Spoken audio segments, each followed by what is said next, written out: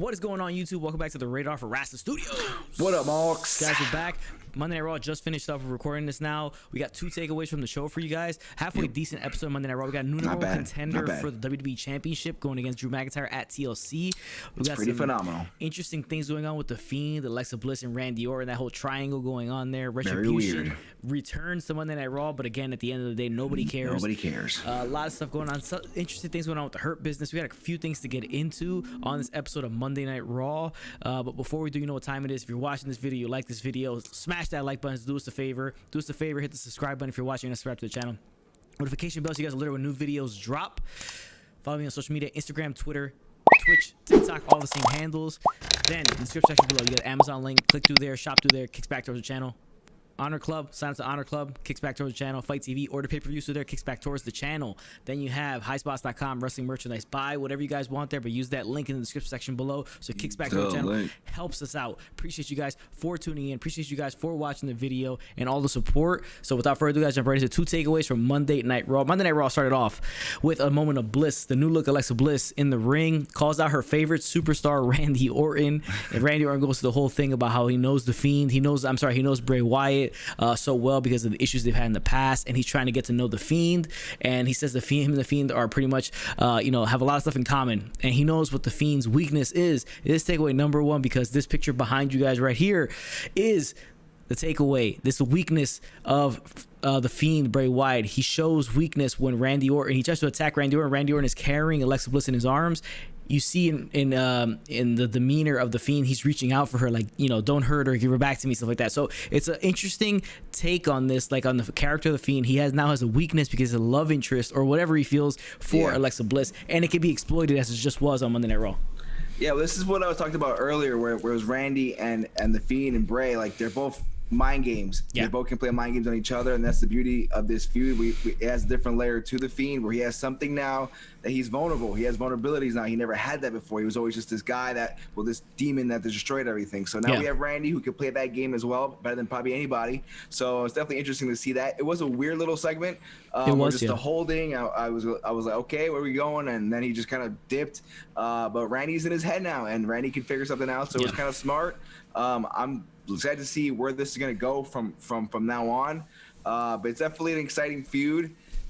Seeing Alexa in it, it was a good move to put Alexa with the Fiend. It's definitely adding a layer to the Fiend that, Fiend was not running its course, but it needed something a little to get it going after losing to Goldberg. So it was definitely, this is something fun to see, him and Alexa. Yeah, it's awesome stuff. We're really enjoying it as we keep harping on every single time these two show up on the screen. But you're right about the mind games. Now they're both playing mind games against each other. It shows the weakness. So it shows kind of like, I don't know, it doesn't weaken the Fiend, but it shows a different layer to him, right? That he has like some type of feeling towards her. So, it's interesting, but we'll see if that evolves into something bigger, or he starts using her as kind of like a tool to distract people in that aspect, making him seem like he cares about her, but he really actually doesn't. All he really cares about is the end result, getting the win. It could be a trick. At the end of the day, it's a chess match, and we're going to see where, his next move is. Exactly, yeah. But guys, that's takeaway number one. That's the way the show started. Next thing on the show is Elias versus Jeff Hardy, again, now in a Symphony of Destruction match. I believe this is the third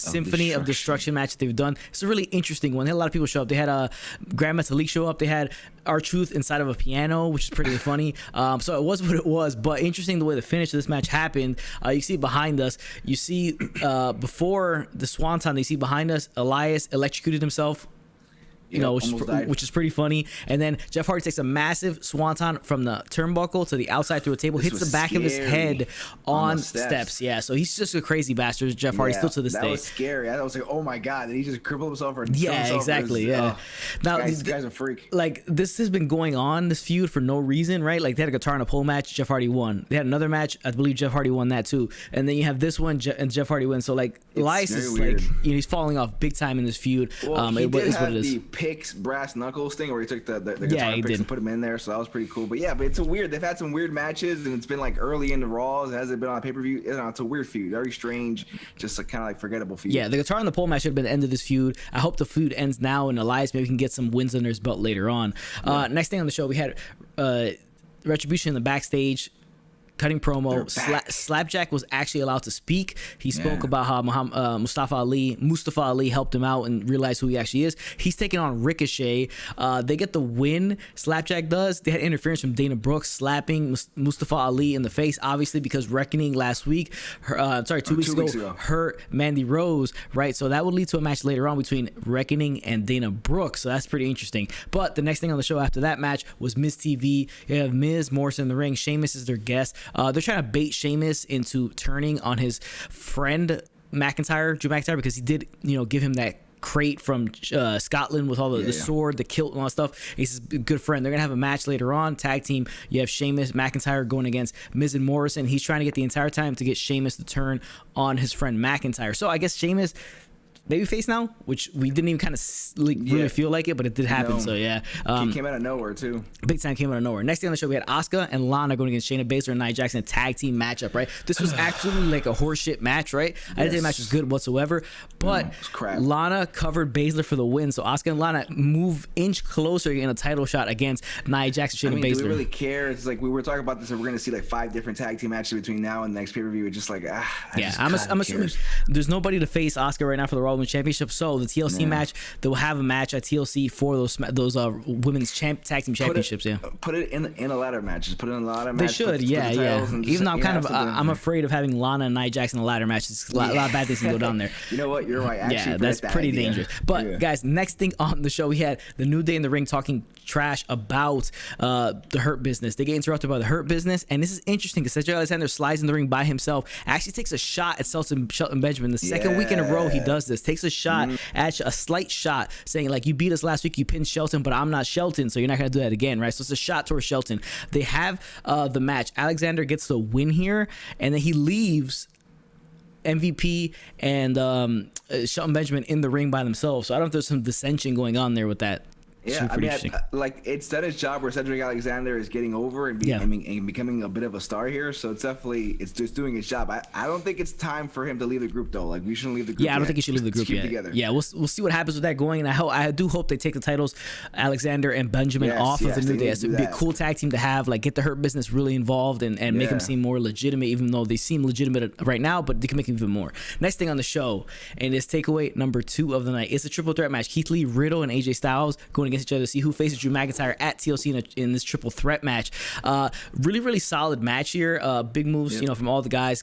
Keith Lee is just a mega star. He's got the new music, which obviously helps him out. It's way better. It's way better. Yeah, but obviously AJ Styles has the help on the outside. It's this big heater on the outside, and it helps him get the win here. He has a phenomenal forearm on Riddle, and that's the win. Your new number 1 contender is AJ Styles. Is takeaway number 2 because it will be AJ Styles with Drew McIntyre at TLC for the WWE Championship. I'm super excited just because I'm an absolutely massive mark for AJ Styles. Have been for years, and I'm super excited to see him go against McIntyre back in the title picture again. It would have been interesting to see Keith Lee. The only guy that kind of the odd man out here would have been Matt Riddle, right? Yeah, Matt Riddle. You never thought he had a chance. Yeah, you never thought he had a chance. So it was either between Keith Lee and AJ Styles. I think they went with the right move with AJ. It's a big size difference. Remember, he has the heater. Also, I think it's Osaman in the back, so he does help him out, and it can create some interesting things going on there. Plus, you always have the Miz, and now you have kind of Sheamus lurking in the background as well, because you don't know if he's going to turn eventually on his friend, which I've been dying to see Sheamus